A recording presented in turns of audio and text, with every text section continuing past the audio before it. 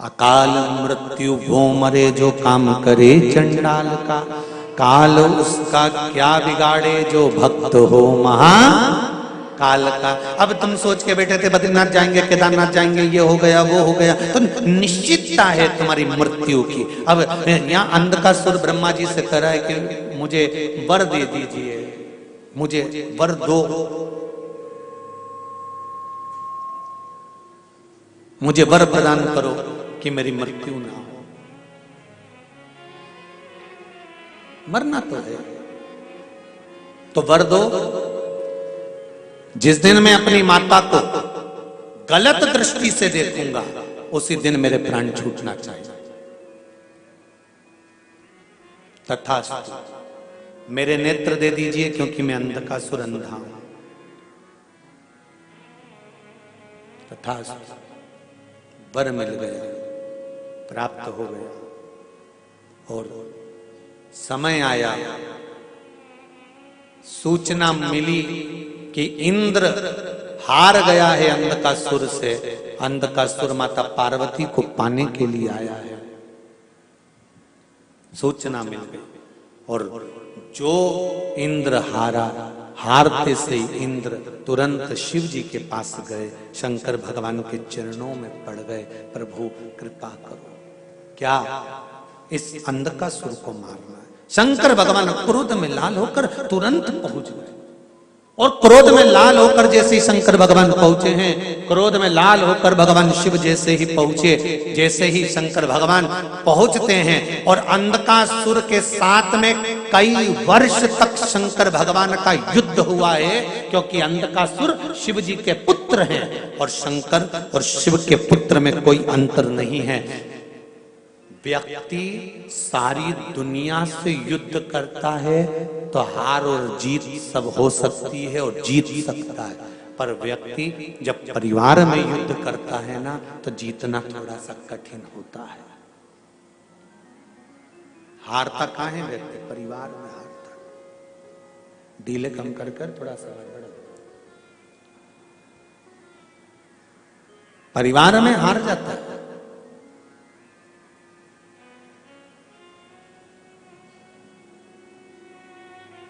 अभी आपको कथा में कहा, मंगल ग्रह को अगर कोई शांत कर सकता है तो उनकी धर्मपत्नी मेघा और ज्वालनी, ये ग्रह को हमने कई बार देखा है। जो ज्यादा बहुत सूरमा बनते हैं ना, बहुत ज्यादा, जब इनका ब्याह हो जाता है ना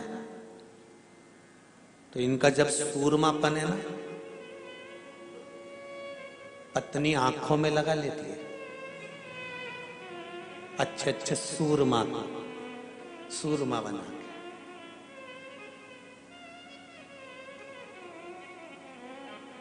जो ज्यादा तन्न फन्न करते हैं ना, मुझे ये नहीं खाना, पटक दो उधर, मैं ये नहीं खाऊंगा, ये कपड़े नहीं पहनूंगा, ऐसा नहीं करूंगा। इनकी शादी हो जाए जब इनको देखना, अम्बे तू है जगदम्बे काली, जय हो हैदराबाद वाली, हम सब उतारे तेरी। फिर चुप शांत एकदम। फिर तो कई बार माए भी कह देती हैं, हमारा छोरा ऐसा था, अब तो इसके मुंडा से आवाज नहीं निकले। तो अब माँ को कौन समझाए कि तेरे भक्त जनों पे माता भीड़ पड़ी है और दानव दल पर टूट पड़ी है, आके शेरा वाली बोले क्या।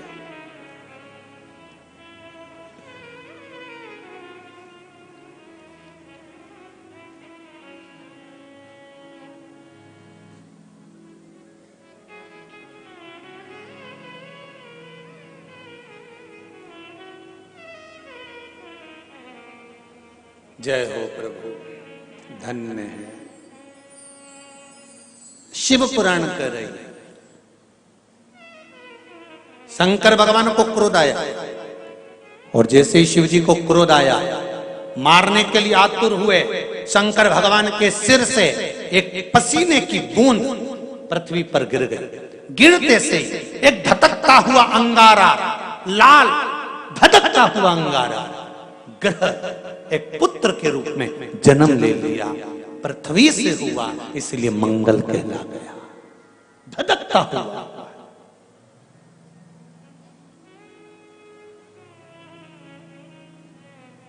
पर अंधकासुर अभी नहीं मरा है, अंधकासुर की मृत्यु अभी नहीं हुई है। हर हर महा, अंधकासुर की मृत्यु अभी नहीं हुई। धधकता हुए अंगारे के रूप में मंगल ग्रह प्रकट हो गए, जन्म ले लिए। पार्वती जी ने पूछा ये कौन है? शिव जी कहते हैं ये मेरे पुत्र के तुल्य है, क्योंकि मेरे शरीर के पसीने से उत्पन्न हुआ है, मेरे मस्तक के पसीने से पृथ्वी पर गिरने के कारण ये उत्पन्न हुआ है। इसका नाम मंगल होगा, ये ग्रह मंडल में रहेगा, देवताओं के रूप में पूजा जाएगा, पर मेरे क्रोध के कारण उत्पन्न हुआ है, इसलिए इसका ग्रह थोड़ा सा क्रूर होगा।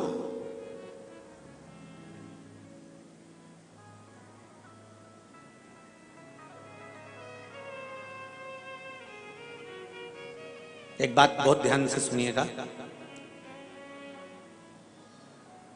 विवाह, शादी, संतान प्राप्ति, विवाह के बाद में विवाद या किसी नए कार्य के लिए आगे बढ़ रहे हैं और उसमें अड़चन आ रही है, तो एक बार किसी ज्योतिष आचार्य के पास जाकर पूछना, वो बता देगा या तो मंगल या शनि कुछ ना कुछ, कोई ना कोई क्रूर ग्रह तकलीफ दे रहा होगा। ज्योतिष आचार्य के पास जाएंगे, वो कहेगा। जितने भी ग्रह हैं, चाहे राहु हो, केतु हो, मंगल हो, शनि हो, बुध हो, भौम हो, सूर्य हो, ये सारे जो ग्रह हैं ये शंकर भगवान के शिवलिंग के पास में विराजमान है, शिवलिंग के पास में विराजमान। कभी मौका मिल जाए, विवाह शादी में देरी हो रही हो, या कोई नया कार्य चालू कर रहे हो उसमें देरी हो रही हो, या कोई सर्विस के लिए, नौकरी के लिए जा रहे हो और वो कार्य नहीं हो रहा हो, तो एक धतूरा, केवल एक धतूरा, उस धतूरे को फोड़कर उसके अंदर का फल निकालकर उस फल को शिवलिंग पर चढ़ाकर एक लोटा जल शंकर भगवान को समर्पित कर आइए। दिन होना चाहिए मंगलवार। कौन सा दिन होना चाहिए? जम के बोलो जरा, मंगलवार का समर्पित करो। उसके बाद में आप विवाह के लिए अगर समर्पित करे हैं तो विवाह में देरी नहीं होगी। व्यवसाय और व्यापार के लिए या नौकरी के लिए समर्पित करे हैं तो उसमें देरी नहीं होगी। एक पत्र में आया है, सुन लीजिए, बड़ा सुंदर संवाद है।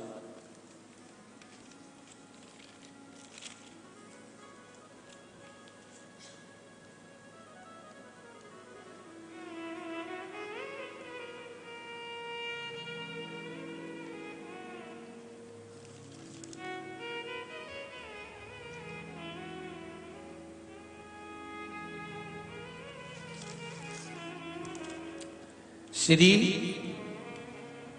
D Sarika, D Shankar, Sangareddy, Telangana. कहीं बैठे हैं? आप ही हैं? दोनों हाथ हिला दो एक बार। श्री शिवाय नमस्तुभ्यम। आपने पत्र में लिखा है, गुरुजी चरणों को कोटि कोटि प्रणाम। शिव महापुराण की कथा की महिमा।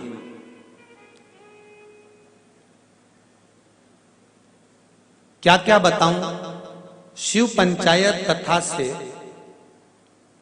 हमने, जो शिव पंचायत कथा हुई थी, आप लोगों ने भी टीवी पर श्रवण करी होगी, उस कथा से हमने सुना था। उस समय पर हमने एक बोर डालते समय का उपाय करने से हमने बोर करवाया और उसमें पानी की मात्रा नहीं थी, तो वो उपाय करा। बाबा की कृपा से पानी 85 फीट को आ गया। 5 बेलपत्र पानी के तांबे के लोटे का डालकर धतूरे वाला प्रयोग का स्मरण किया और शिव की कृपा से वो जल 81 फीट पर अच्छा मीठा जल प्राप्त हो गया। ये शिव की कृपा है। बैठिए रेड्डी जी, बैठिए। हर हर महादेव। श्री डी सारिका डी शंकर संगार रेड्डी तेलंगाना से। ये शिव की उपासना, ये शंकर की करुणा। आप अगर दिल से कर रहे हैं कोई उपाय, आप भगवान शंकर की आराधना अगर दिल से कर रहे हैं, भगवान शिव की आराधना आप हृदय से कर रहे हैं, तो ये निश्चित है कि शिव दिल से सुनेगा जरूर। तेरा ही दिया मैंने खाया पिया है, तेरा शुक्रिया है, तेरा शुक्रिया है। मुझे भोले बाबा ने बहुत दे दिया है, तेरा शुक्रिया है, तेरा शुक्रिया। शिव आराधना का फल, शंकर की स्तुति का फल केवल शिव की आराधना के लिए एक लोटा जल शंकर को राजी करने का सबसे सुंदर तरीका। अंधकासुर मरा नहीं, प्राण छूटे नहीं, फिर युद्ध हुआ। 1000 वर्ष तक अंधकासुर के साथ शंकर भगवान का युद्ध हुआ है।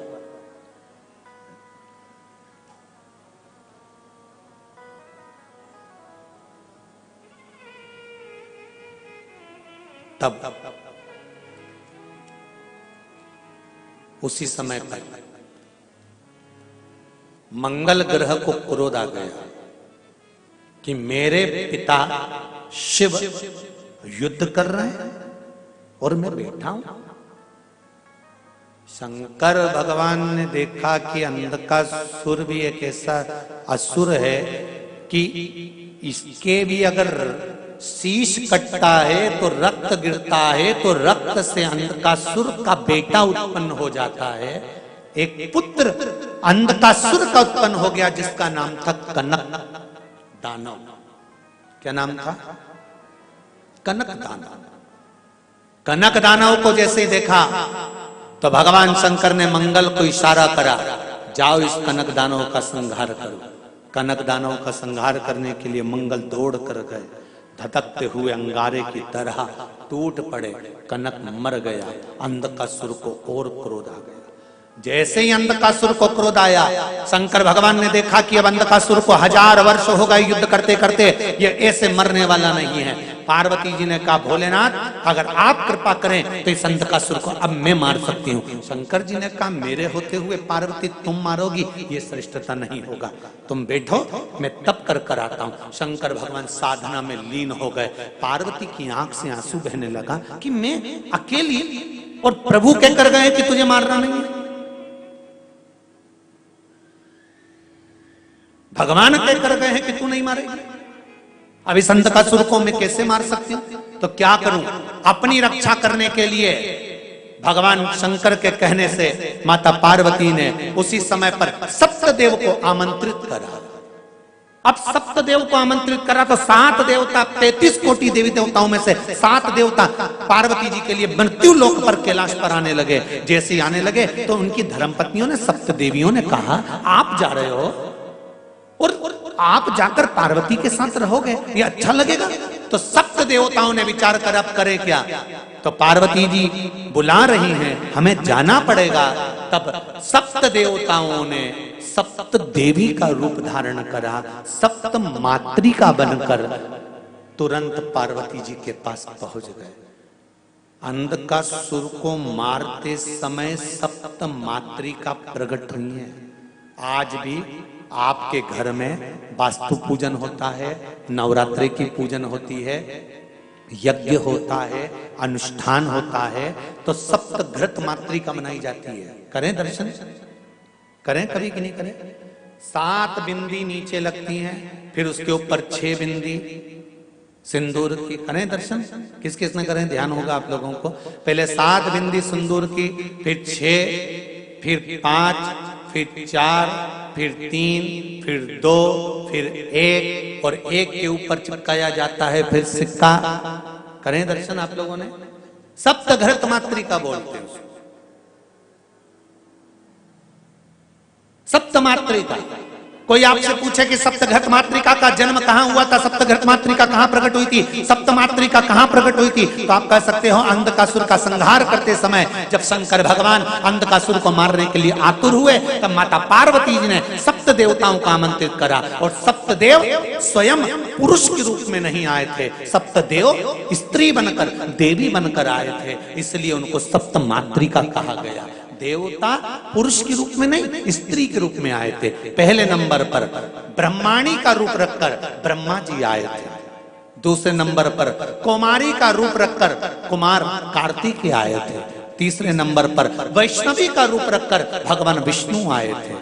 चौथे नंबर पर माहेश्वरी, भगवान महेश का रूप रखकर भगवान महेश्वरी बनकर आए थे। पांचवें नंबर पर बारही का रूप रखकर आए थे। छठे नंबर पर इंद्राणी बनकर आए थे। सातवें नंबर पर यम स्वयं चामुंडा बनकर आए थे। ये सप्तघृत मातृका, सप्त मातृका माता पार्वती के साथ में यमराज चामुंडा बनकर, भगवान विष्णु वैष्णवी बन गए, भगवान महेश महेश्वरी बन गए, ब्रह्मा ब्रह्माणी बन गए, इंद्र इंद्राणी बन गए, बरहा बारही बन गए, कुमार कुमारी बन गए और बनकर माता पार्वती के साथ में निवास करने लगे।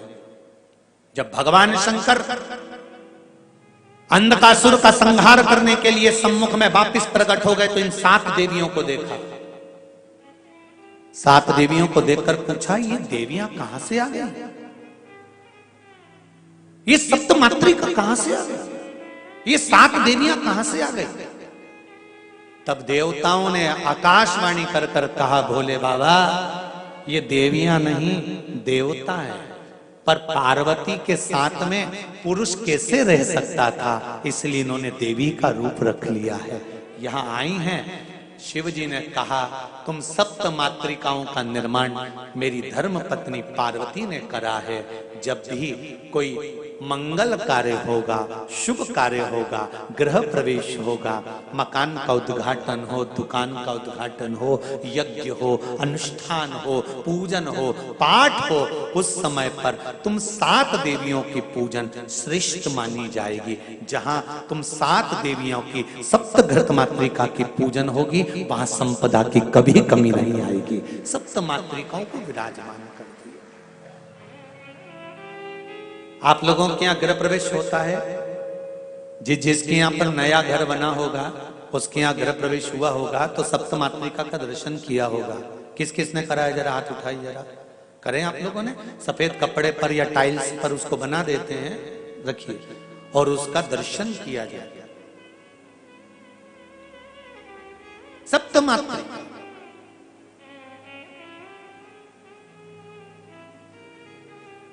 कहते हैं ब्राह्मण सिंदूर में गाय का घी घोलकर, भैंस माता का नहीं और डब्बे का नहीं, गाय का, जम के बोलो जरा, गौ माता, गौ माता के दूध से मक्खन से निर्मित घी को घोलकर ब्राह्मण देव जब सप्त मातृका का निर्माण करते हैं तब ब्राह्मण का हृदय प्रसन्न होना चाहिए। जिस दिल के साथ में, हृदय के साथ में, मन से, चित्त से, वृत्ति से हृदय को प्रसन्न रखकर ब्राह्मण जब सप्त मातृका बनाता है उस समय अगर उसका हृदय बड़ा प्रसन्न होता है तो उस घर में कभी संपदा की कमी नहीं आती है। सप्त मातृका का निर्माण भी उत्तम फल देता है। किसी किसी के यहाँ तो दिवाली पर भी बना लेते हैं, दीपावली पर भी लोग दिवाली पे पूजन करते हैं, तो किसी किसी के यहाँ व्यापार में, दुकान पर, व्यवसाय में, तो वहां पर भी ब्राह्मण देवता सप्त मातृका बना लेते हैं। ब्राह्मण जब उचित आनंद के साथ में आनंदित होकर जब उस सप्त मातृका का निर्माण करता है और निर्माण कर उसका जब पूजन कराता है तो उसका आनंद दूसरा होता है और सप्तमात्रिका के ऊपर जब ब्राह्मण घी चढ़वाता है, गाय का घी, कौन सा घी, अरे जम के बोलो जरा, गाय का घी जब चढ़ता है सप्तमात्रिका पर, जब चम्मच से आदिक से जब घी चढ़ाया जाता है, वो घी का रेला जब नीचे तक आता है, जितनी दूर तक वो गाय का घी टपक कर नीचे तक जाता है बहता बहता, उतनी संपदा जिंदगी भर व्यक्ति के घर में बनी रहती है, अगर गृह प्रवेश के समय पर वो घी बहाया जाए। पर होना चाहिए गाय का घी, गौ माता का घी, सत्य घटना।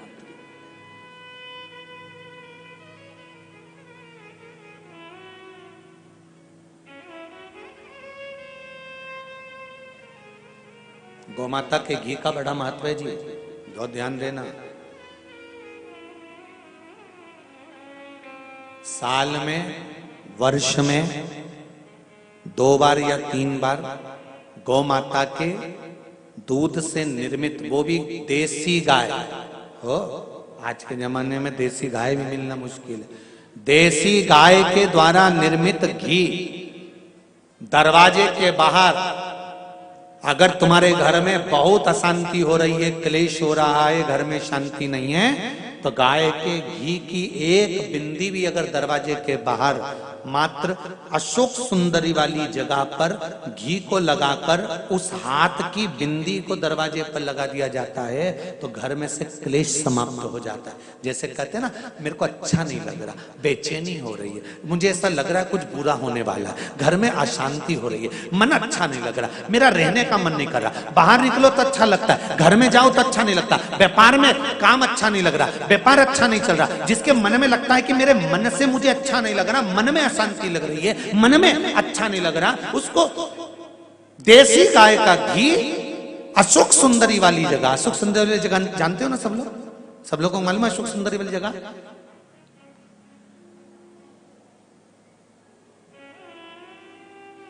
ये जलाधारी, ये चरण, ये शिवलिंग, समझ लेना जरा अच्छे से। शिवलिंग ये गोल जो भाग है, ये माता पार्वती जी का स्थान, ये जो चरण है जहां से पानी बाहर बहता है, राइट भाग में गणेश जी, लेफ्ट में कार्तिकेय जी, इस जल बहने वाली जगह पर एक मोटी सी लाइन होती है शिवलिंग के सामने जहां से पानी बहता है, वहां बीच में एक मोटी सी लाइन होती है, उसको कहते हैं अशोक सुंदरी का स्थान। शंकर भगवान के जितने बच्चे हैं सब शिवलिंग के आसपास में, अशोक सुंदरी बीच में, शंकर भगवान की 5 लड़कियां ऊपर, जया, विषहरा, सामरीवारी, दौतली, देव, गणेश जी, कार्तिकेय। तो अशोक सुंदरी वाली जगह पर गौ माता के घी का लेपन करने के बाद उस बिंदी को अगर वर्ष में 2 या 3 बार भी आप अपने दरवाजे के बाहर मात्र बिंदी स्वरूप लगाएंगे, तुम्हारी पेंटिंग खराब नहीं होगी, जरा सी बिंदी लगाने से घर की डिजाइन भी खराब नहीं होगी, मात्र एक उंगली लगा दी, टच कर दी, उतने से मन को आनंद की अनुभूति होती है। जिसको लग रहा हो कि मेरे मन को अच्छा नहीं लग रहा, बेचैनी हो रही है, वो आज भी कर कर देख लेना और पत्र लिख कर भेज देना, 7 दिन के अंदर बेचैनी बंद हुई कि नहीं हुई, मन को अच्छा लगना प्रारंभ हुआ कि नहीं हुआ। पर गौ माता का देशी गाय का घी,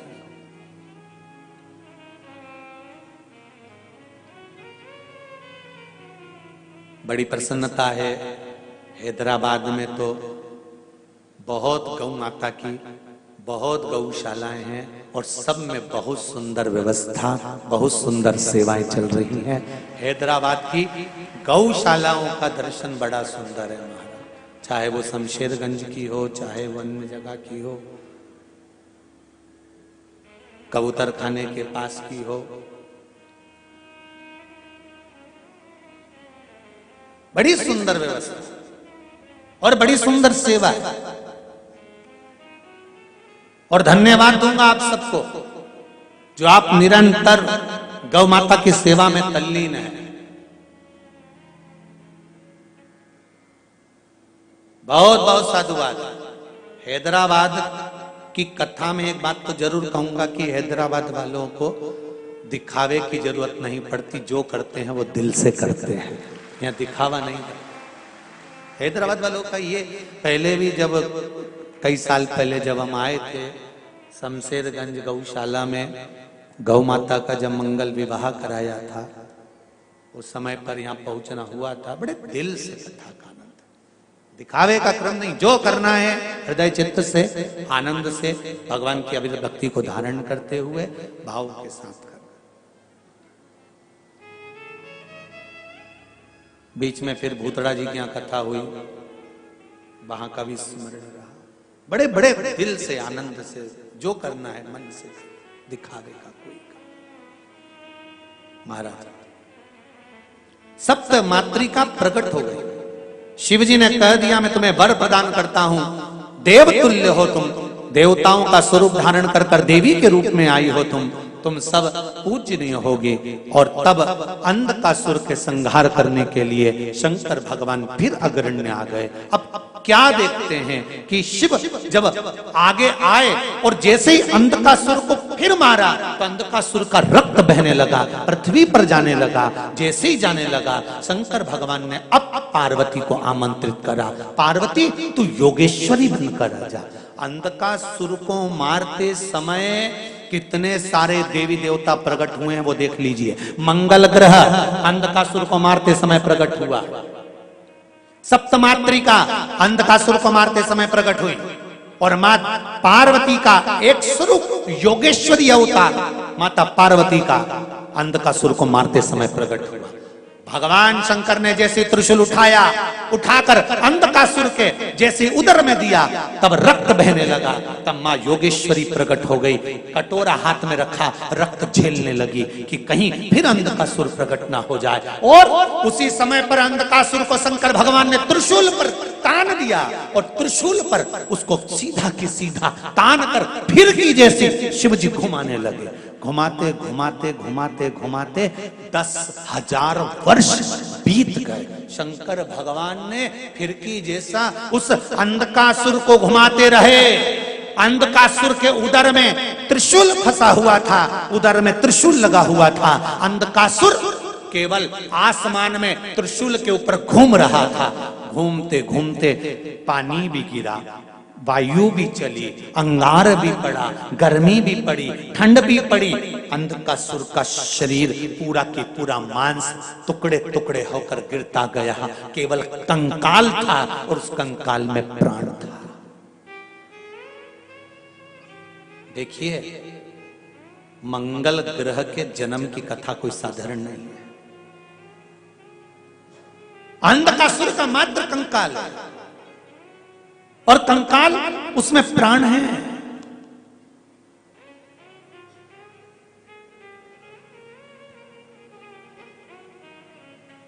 नौ ग्रह शिव महापुराण की कथा है। जितने लोग आस्था पर सुन रहे हैं, फेसबुक यूट्यूब पर सुन रहे हैं, बड़े सावधानी से सुनना। जितनी भी कथा आप लोग सुनते हैं, ये पुराणों की बड़ी रोचक रोचक कथाएं सुनते हैं। शायद पहले सुनी कि नहीं सुनी, पर उसका स्मरण करिएगा एक एक शब्द पर। कंकाल पड़ा हुआ है, प्राण है उसमें, प्राण विराजमान। और जब 10,000 वर्ष तक शरीर टंगा है त्रिशूल पर, शिव जी 10,000 वर्ष तक त्रिशूल को लेकर खड़े हैं, बैठे नहीं, खड़े।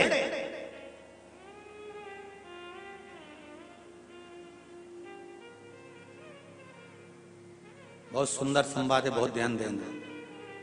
कई लोग कहते हैं शिव जी के मंदिर में जितनी भी मूर्ति मिलती है शिवलिंग के रूप में क्यों मिलती है?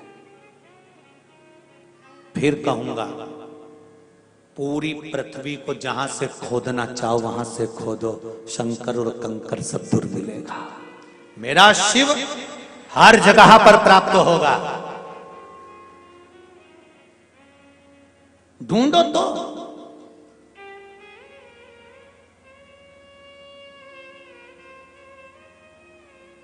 ढूंढो तो मिलेगा। काशी में ज्ञान वापी में भी तो मिला, ढूंढो तो। वो कहते हैं फुआरा है, हम कहते हैं चालू कर कर दिखा दो। चालू हो गया तो तुम्हारा, और नहीं तो हम दूध चढ़ाकर बता देते हैं कि ये हमारा। उसमें क्या दिक्कत? ढूंढो तो। हर चंदन है इस देश की माटी, तपोभूमि हर ग्राम है, हर बाला देवी की प्रतिमा, बच्चा बच्चा राम है।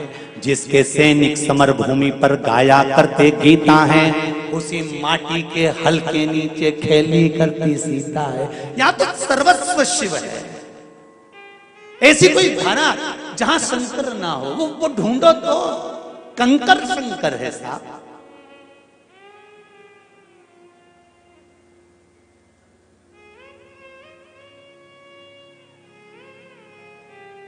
जब ब्रह्मा और विष्णु ने शंकर भगवान के शिवलिंग की उत्पत्ति करी थी, शिव महापुराण का विद्येश्वर संहिता, अगर आपके पास में पोथी नहीं है तो गीता प्रेस गोरखपुर की मंगवा कर पढ़ना।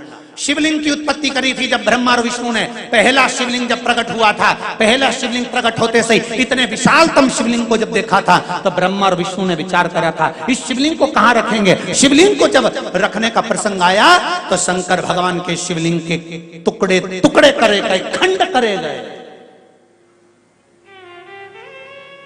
और स्कंद पुराण में, शिव पुराण में उन खंडों का वर्णन आता है। काशी खंड, रेवा खंड, ये शिवलिंग के ही शिव स्वरूप का वर्णन है। किसी ने पूछा ये खंड टुकड़े क्यों, तो कह दिया पूरे मंडल जितना भूमि है, जितनी पृथ्वी है, सारी पृथ्वी पर शंकर का ही निवास होगा। केवल शिव ही निवासी है इस भूमंडल। कंकाल त्रिशूल पर एक आंसू उस कंकाल से नीचे गिरा, एक आंसू शिव की जटा पर गिरा। जटा पर गंगा थी, गंगा ने उस आंसू को बाहर फेंका, शिव के अधर पर आया, अधर पर आंसू आया तो गंगा का आंसू, गंगा का जल तो मीठा होता है, ये तो नमक युक्त है। शिवजी ने पूछा कौन रोया है गंगा? गंगा कहती है ऊपर अंधकासुर रोया है। अंधका? शिवजी ने ध्यान लगाकर पूछा अंधक क्यों रोता है? अंधकासुर कहता है आप मुझे क्षमा नहीं करेंगे पिताजी, मैं पुत्र हूं आपका, गलती हो गई थी, 10,000 वर्ष भुगता हूं, क्षमा कर दो, अपनी सेवा में लगा लो। तेरे पास अब मांस नहीं बचा शरीर में। अंधकासुर कहता है मांस नहीं चाहिए, मेरे शंकर की सेवा चाहिए। शिवजी कहते हैं आजा नीचे, मैं तुझे भृंगी बना देता हूं। शंकर ने अपना गण भृंगी बना दिया, अपने दरवाजे पर बिठा दिया। वो अंधकासुर आज भी भृंगी बनकर, शंकर का गण बनकर शंकर के साथ रहते हैं। उस भृंगी का दर्शन करना, कभी भागवत, कभी आप दर्शन करें फोटो में तो भृंगी चित्र का दर्शन करना कि भृंगी के शरीर पर मांस नहीं है, हड्डी का कंकाल है। पूछे कोई कि इसकी हड्डी का कंकाल कैसे हो गया, अंधकासुर की पूरी कथा सुना देना।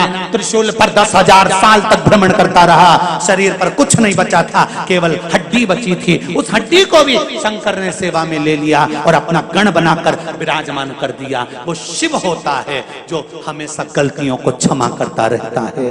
कितनी गलती करेगा पुत्र, फिर भी क्षमा कर देता है। वो शिव है। वो भृंगी बन गए अंधकासुर, जिनको सेवा में लिया है मेरे शंकर भगवान ने। साधारण नहीं है महाराज। कितनी भी अगर गलती हो जाए, एक बार बेलपत्री को लेकर मात्र इस डंडी का भाग जहां तुम बैठे हो उससे पीछे की ओर कर कर शिवलिंग पर चढ़ा दो, सारी गलतियां शिव क्षमा कर देता है। मात्र एक बेलपत्री की एक साधारण सी एक डंडी भी, नवग्रह शिव महापुराण की कथा हैदराबाद से कह रही है, एक डंडी का भाग जहां बैठे हो, पत्ती का मुख, बीच वाली पत्ती का मुख अपनी ओर हो और डंडी का मुख जहां तुम बैठे हो उसके सामने हो और शिवलिंग पर चढ़ा दीजिए। लाख गलती जिंदगी की करी होगी, मेरा देव अधिदेव महादेव क्षमा कर देगा। लाख गलतियों को क्षमा कर वो गले लगाता है। वो शिव है साहब, मेरा ओघड़ी है, मेरा शंकर है। साधारण नहीं है वो,